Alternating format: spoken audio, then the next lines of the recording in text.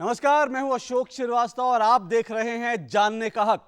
जी हां, जानने का हक यानी देश का ऐसा अकेला टेलीविजन कार्यक्रम जो है आपके लिए, आपके हक के लिए। ये वो कार्यक्रम है जहां सूचना के अधिकार यानी आरटीआई से जुड़ा हर मसला, हर सवाल उठाते हैं हम, क्योंकि ये है हर एक आम आदमी का हथियार, सूचना का अधिकार। और आज अपने इस कार्यक्रम में हम एक अहम मुद्दा जो इस वक्त देश के सामने है उस मुद्दे को उठाना चाहते हैं, और वो मुद्दा है आरटीआई कानून में संशोधन को लेकर। जी हां, पिछले 7-8 साल से आरटीआई कानून ने इस देश में सफलता के नए मुकाम हासिल किए हैं, लेकिन अब पहली बार ऐसा लग रहा है कि पहला संशोधन इस कानून में पहला संशोधन होना लगभग तय है। आज अपने इस कार्यक्रम में हम इसी मुद्दे को उठाएंगे और इस पर बातचीत करने के लिए हमारे साथ दिल्ली स्टूडियो में दो अहम मेहमान मौजूद हैं। हमारे साथ प्रोफेसर भीम सिंह जी हैं जो कि पैंथर्स पार्टी के अध्यक्ष हैं, और प्रोफेसर भीम सिंह हमारे साथ इसलिए क्योंकि कई छोटी पार्टियां जिनमें पैंथर्स पार्टी भी शामिल है और इसके अलावा बीजेडी, तृणमूल कांग्रेस, ऐसी कई छोटी पार्टियां हैं जो ये कह रही हैं कि राजनीतिक पार्टियों को आरटीआई कानून के दायरे में आना चाहिए। हमारे साथ दूसरे मेहमान चेतन चौहान जी हैं। चेतन चौहान जी हिंदुस्तान टाइम्स में एसोसिएट एडिटर हैं और हमारे साथ एक पत्रकार की हैसियत से, एक कहते स्वतंत्र विचारक की हैसियत से हमारे साथ हैं। बहुत बहुत शुक्रिया आपका दोनों का यहां पर आने के लिए। और हमारे साथ मुंबई स्टूडियो में जुड़ेंगे राजा बुंदेला जी जाने माने फिल्म अभिनेता हैं और जाने माने सामाजिक कार्यकर्ता हैं। बहुत बहुत शुक्रिया आपका भी राजा बुंदेला जी हमारे साथ जुड़ने के लिए। लेकिन इससे पहले कि मैं इस चर्चा को शुरू करूं, पहले हम एक रिपोर्ट पर नजर डाल लेते हैं कि ये संशोधन जो हैं वो किस तरह के संशोधन हैं और जो विरोध की आवाजें उठ रही हैं वो क्या कह रही हैं, और संशोधन के हक में जो आवाजें उठ रही हैं वो क्या कह रही हैं। उससे जुड़ी रिपोर्ट है हमारे संवाददाता विनोद चौधरी की।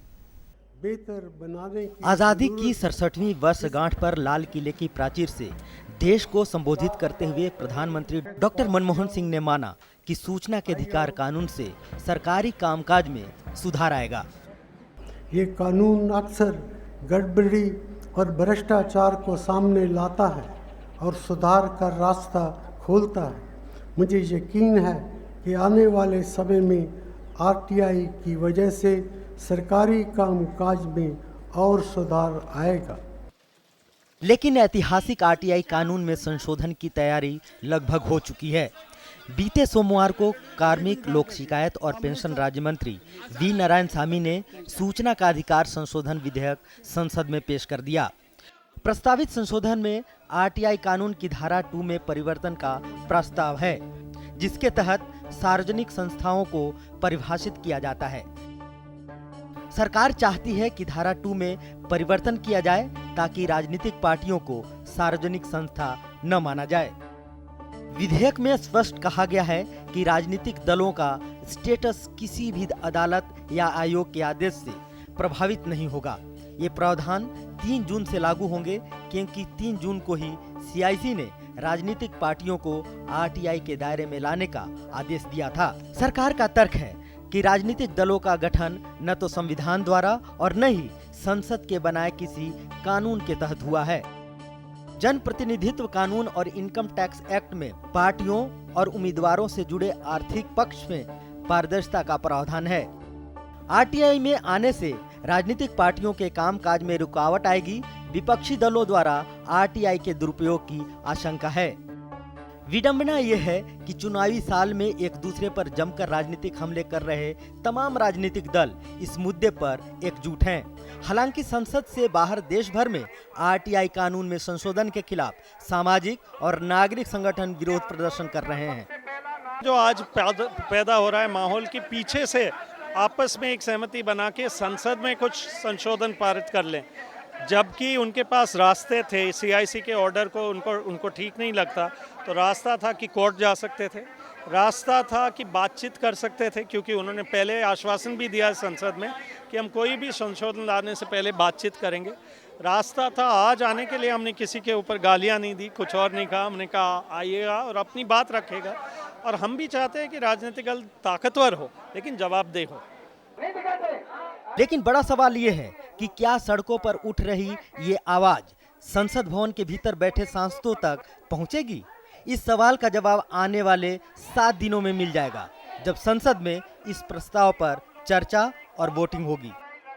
कुछ सांसद जो कि इन बड़ी पार्टियों में हैं वो लगातार इस संशोधन का विरोध कर रहे हैं। ऐसे कई सांसदों से हमने संपर्क किया था, लेकिन उन्होंने ये कहा कि उनका व्यक्तिगत मत है कि तमाम पॉलिटिकल पार्टियों को आरटीआई के दायरे में आना चाहिए, लेकिन उन्होंने हमारे इस टेलीविजन कार्यक्रम में आने से मना कर दिया क्योंकि उनकी पार्टी ने उनको ऐसा करने से मना किया है। प्रोफेसर भीम सिंह जी हमारे साथ हैं। प्रोफेसर भीम सिंह जी, क्या कहेंगे आप? आपकी पहली प्रतिक्रिया क्या है? सभी पार्टियां इस वक्त, बड़ी पार्टियों की अगर बात करूं, वो एकजुट हैं इस मसले पर कि पॉलिटिकल पार्टियों को आरटीआई कानून के दायरे में नहीं आना चाहिए, और ऐसी एकता बहुत कम मसलों पे देखने को मिलती है। देखिए, एक चीज जो है, पूरे हिंदुस्तान के लोग और खासकर नई पीढ़ी के लोग, youth, students, intellectuals, civil society जी, उनकी राय से मैं मुत्फिक हूँ कि नेशनल पार्टीज हों या रीजनल पार्टीज हों, ये पॉलिटिकल पार्टीज भी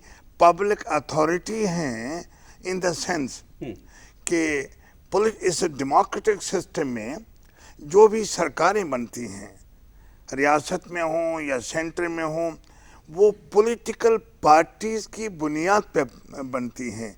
चुनाव होता है तो पॉलिटिकल पार्टीज के बुनियाद पे चुनाव होता है, और ये बिल्कुल दुरुस्त है जो हमारे लोग कहते हैं, और इंटेलेक्चुअल या थिंकर या जो लॉयर्स हैं, हमारी बहुत डिबेट चल रही है इस पे।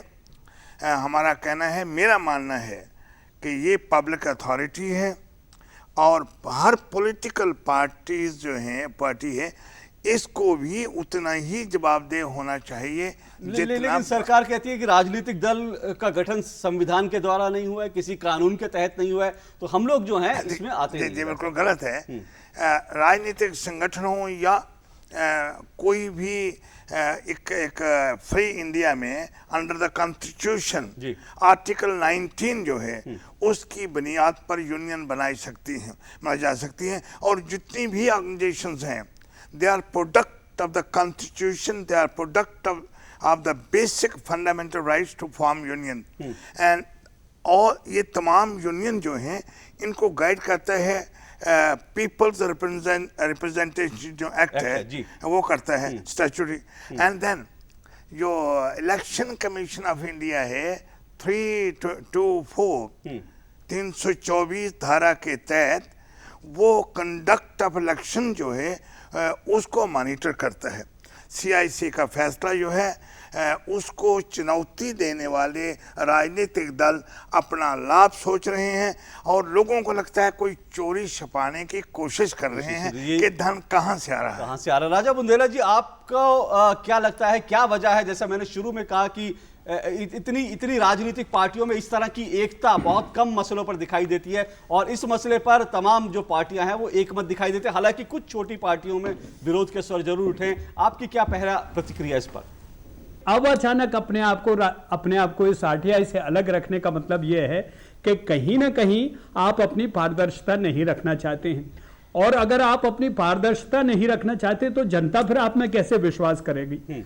लोगों को यही लगेगा ना कहीं कोई चीज है जो आप छिपाना चाहते हैं। अगर आप जनता के नुमाइंदे हैं, आप ये कहते हैं कि हम जनता के प्रतिनिधि हैं, जनता को प्रतिनिधित्व करते हैं, तो आपके अंदर ऐसा कुछ भी नहीं होने चाहिए जो छुपा हो, क्योंकि हम जनतंत्र की बात कर रहे हैं, हम इस प्रजातंत्र की बात कर रहे हैं, हम किसी डिक्टेटरशिप की बात नहीं कर रहे हैं। कहीं कोई डिक्टेटर हो और वो अपनी आमद और अपना व्यय छिपाए, इससे कोई फर्क नहीं पड़ता है, वो क्योंकि डिक्टेटर है। लेकिन हम जब प्रजातंत्र के नुमाइंदे बनकर संसद में पहुंचते हैं, राज्यसभा में, विधानसभा में पहुंचते हैं, तो हमारी हर चीज जनता के सामने होनी चाहिए। और यह कहना कि हम संविधान के अंदर नहीं आते हैं, ये तो कितनी बड़ी बात है। फिर तो बहुत सारे बीसीसीआई को फिर आप नहीं कह सकते हैं कि वो आरटीआई के अंदर आए और वो अपनी जवाबदेही दे, और ऐसे कितने आप दरवाजे खोल रहे हैं जो इस तरह की इसका सहारा लेके आगे बढ़ेंगे। लेकिन राजा बुंदेला जी, पॉलिटिकल पार्टियों का कहना है के साथ हूं और मैं ये लड़ाई लड़ रहा हूं। जी, मैं कह रहा हूं राजा बुंदेला जी, पॉलिटिकल पार्टियों का ये कहना है कि वो ऑलरेडी इलेक्शन कमीशन है जो कि उनको रेगुलेट करता है, वहां पर वो सारा हिसाब किताब देती हैं, वहां पर वो उनको कंट्रोल करता है। ऐसे में दो बॉडी होने से जो है एक तरह का कंफ्यूजन की स्थिति हो सकती है। दो बॉडीज के अंदर क्यों काम करे पॉलिटिकल पार्टी? देखिए, हम और आप अच्छी तरह से जानते हैं, इस मुल्क में चुनाव अगर कायदे से कभी हुए हैं तो एक सेशन के समय में हुए हैं, और उसके बाद जो अभी थोड़े कुछ दिनों पहले राव साहब गए उनके बाद हुए चुनाव। मैं उत्तर प्रदेश से आता हूं, उत्तर प्रदेश, बिहार और मध्य प्रदेश, ये 3 गरीब जो रुगाड़ू जो प्रदेश बोले जाते हैं, सबसे ज्यादा पैसा खर्च करके यहां चुनाव लड़े जाते हैं। चुनाव आयोग की क्या कानून है, क्या उसके अंदर अधिकार है, या हम सब अच्छी तरह से जानते हैं। वो सरकार के मातहत है और वो किसी तरह से एकाध ऐसा कोई चुनाव आयुक्त आ जाता है जो अपने डंडे के जोर पर कायदे कानून मनवा लेता है। अदरवाइज हम सब जानते हैं आरटीआई का पार्टियों के ऊपर दबाव होना बहुत जरूरी है और इस देश के हित में है और पार्टियों के हित में है और आगे विकास के लिए बहुत जरूरी है, ये बात मान लीजिए। अगर नियत में खोट है तभी आप कुछ छिपा रहे हैं, अगर आपकी नियत में खोट नहीं है तो मुझे नहीं लगता है कि मेरे पास या किसी पार्टी के पास छिपाने के लिए कुछ होना भी चाहिए और आरटीआई से इसे बच के रखना भी चाहिए। चेतन जी, क्या आप सहमत है? अभी तक जो हमारे कार्यक्रम में जो आवाजें उठ रही हैं वो इसके पक्ष में है कि पूरी तरह से आरटीआई के अंदर पार्टियों को होना चाहिए, लेकिन पॉलिटिकल पार्टियों की अपनी एक रीजनिंग है, वो कहती है कि ये संभव नहीं है कि इस तरह से कोई भी व्यक्ति जो है हमारे निर्णयों के बारे में सवाल उठाए, कोई भी व्यक्ति आरटीआई लगा दे। पॉलिटिकल पार्टियों को यह भी डर है कि विपक्षी पार्टियां इसमें आपको परेशान करने के लिए कर सकती हैं। क्या जायज लगती है शिकायतें आपको? नहीं, बिल्कुल जायज़ नहीं है, क्योंकि इस तरह के क्वेश्चन जब आरटीआई एक्ट इम्प्लीमेंट हो रहा था, जब पास हो रहा था पार्लियामेंट में, इस तरह के क्वेश्चंस उठाए गए थे कि सरकार में भी लोग फ्रिवलस आरटीआई एप्लीकेशन लगाएंगे। वही प्रश्न उठाए जा रहे हैं। आरटीआई एक्ट में सेक्शन 8 में इनफ प्रोविजन है जिसमें आप एप्लीकेशन रिजेक्ट कर सकते हैं। और दूसरा मुद्दा जो क्या नाम पॉलिटिकल पार्टीज कह रही हैं कि रिप्रेजेंटेशन ऑफ पीपल एक्ट में या आईटी एक्ट में वो आंसरेबल हैं, बिल्कुल गलत है। अगर आप उसमें जो इन्फॉर्मेशन आई है उसमें देखा जाए, बड़ी पार्टियां जो हैं Congress, BJP, NCP, BSP, Samajwadi party, यहाँ पे 70 से 80% जो पैसा इकट्ठा किया जाता है वो डोनेशन के थ्रू में किया जाता है, कूपन के थ्रू। हाँ, उसमें बड़ा डोनेशन नहीं आता है, तो मालूम ही नहीं चलता है कि पैसा कौन दे रहा है, कितना दे रहा है, कहाँ से आ रहा है जी। तो जब तक वो आरटीआई में आप स्पेसिफिक नहीं पूछ पाओगे तो आपको मालूम ही नहीं चलेगा कि फंडिंग कहाँ से है। पर बहुत से लोगों का जो फंडिंग वाली बात है, एक इस फंडिंग के अलावा ये बोलते हैं कि आप इनको बहुत इन्वेस्ट करना पड़ेगा पब्लिक अथॉरिटी बनने के लिए। आप सरकार में देख लीजिए, बड़े से बड़े डिपार्टमेंट में 3 या 4 लोग पूरे डिपार्टमेंट का, पूरे मिनिस्ट्री का आरटीआई संभालते हैं।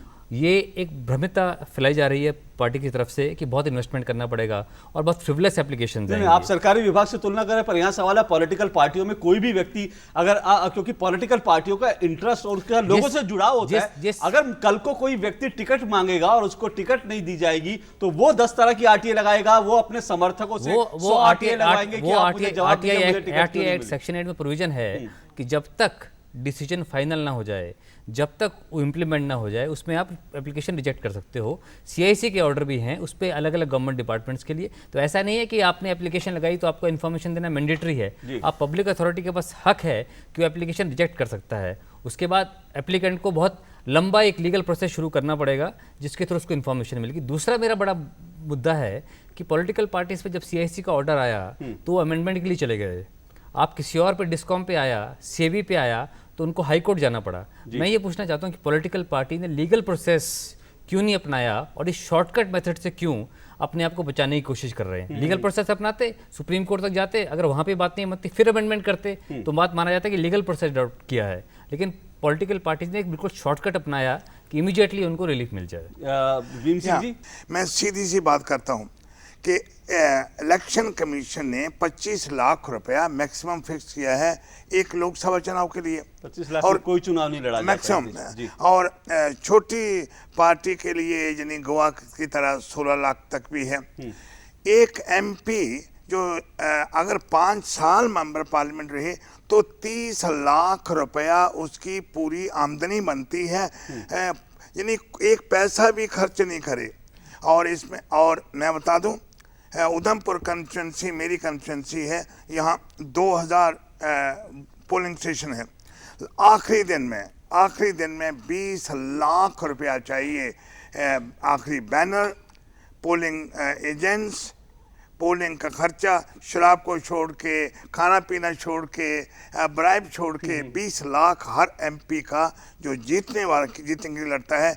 एक आखिरी दिन का खर्च है। आपने बहुत सही मुद्दा उठाया, क्योंकि राजनीतिक पार्टियों का भी यही तर्क है कि ये जो आरटीआई से लोग कह रहे हैं कि आरटीआई से चीजें आएंगी, दरअसल ये लार्जर जो इलेक्ट्रल रिफॉर्म्स है, चुनाव सुधार है, उनसे जुड़ा मसला है, उस पर बात होनी चाहिए। मैं लौटता हूं इस पर, क्योंकि क्या ऐसा है जो राजनीतिक पार्टियां कह रही है, क्या ये सब चीजें चुनाव सुधार के ऊपर हमें फोकस करना चाहिए या फिर राजनीतिक पार्टियों को आरटीआई के दायरे में लाने पे? इस पर बात करेंगे छोटे से ब्रेक के बाद। बहुत अच्छा।